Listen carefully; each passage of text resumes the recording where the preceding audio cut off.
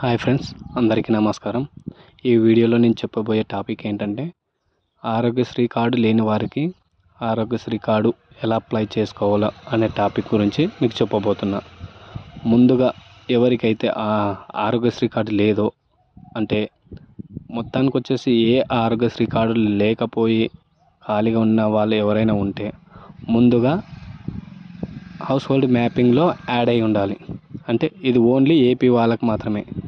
House hold mapping only voluntary వాళ్ళ దగ్గరనే ఉంటుంది. ఫస్ట్ ముందుగా హౌస్ హోల్డ్ మ్యాపింగ్ అయిన తర్వాతనే మనము ఆరోగ్యశ్రీ కార్డుకి అప్లై చేసుకోవడానికి వీలుగా ఉంటుంది. ముందుగా కావాల్సిన documents: YSR Aarogyasri new application, family Aadhaar cards and ఈ అప్లికేషన్ షీట్ మొత్తం ఫిలప్ చేసి సచివాలయంలో ఇస్తే 24 అవర్స్లో మీకు ఆరోగ్యశ్రీ కార్డు వస్తుంది.